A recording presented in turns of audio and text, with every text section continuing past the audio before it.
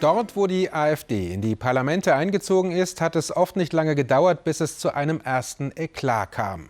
In Bayern nicht einmal 80 Tage und ausgerechnet beim Holocaust-Gedenkakt. Nachdem ihre Partei von der Holocaust-Überlebenden Charlotte Knobloch scharf kritisiert worden war, verließ ein Großteil der AfD-Abgeordneten beleidigt den Saal. Diejenigen, die sonst kräftig gegen Andersdenkende austeilen, zeigten sich äußerst dünnhäutig. Aber was sich seitdem für Charlotte Knobloch abspielt, das überschreitet die Grenze des Erträglichen. Anna Tillack.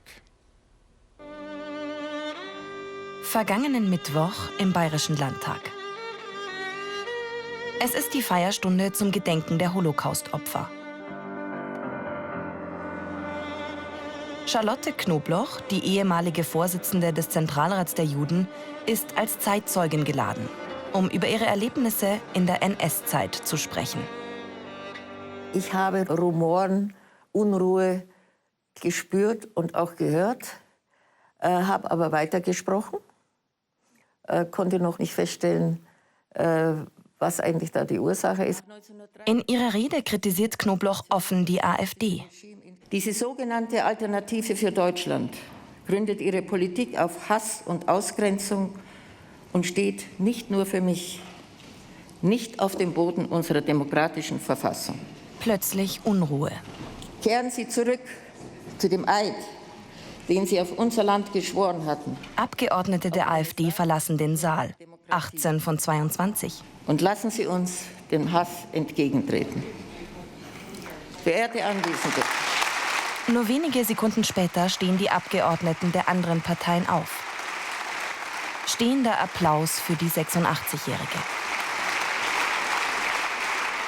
Hinterher verteidigen die AfD-Abgeordneten ihre Aktion.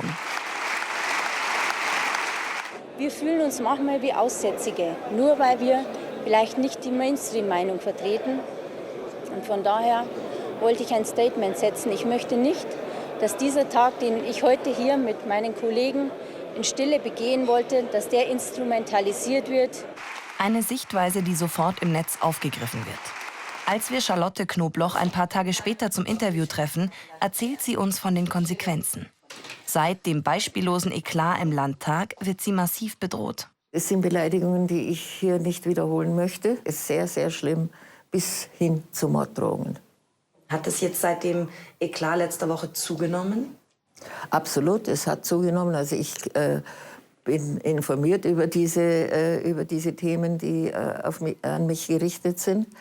Aber ich meine, in dieser Art und in dieser Menge habe ich es noch nicht erlebt. Besonders schockiert ist Knobloch von dem, was sich in den sozialen Netzwerken abspielt. Diese Hetze, dieser Judenhass, den man da lesen kann, den man da hört, der gleicht wirklich pogromähnlichen Ausschreitungen.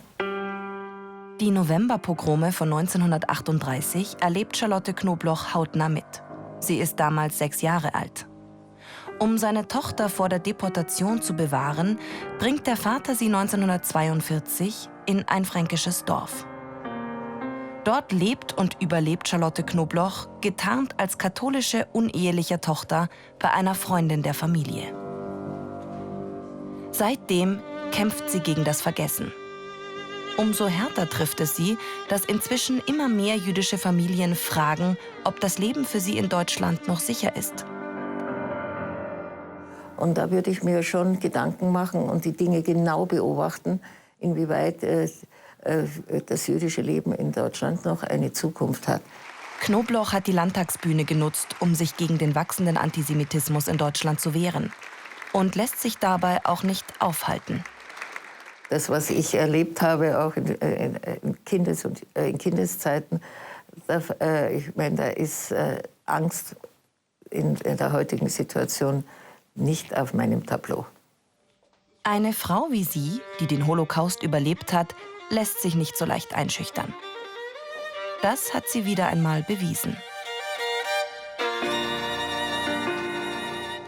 Es gilt der Satz des KZ-Überlebenden Max Mannheimer. Ihr seid nicht schuld an dem, was war, aber verantwortlich dafür, dass es nicht mehr geschieht.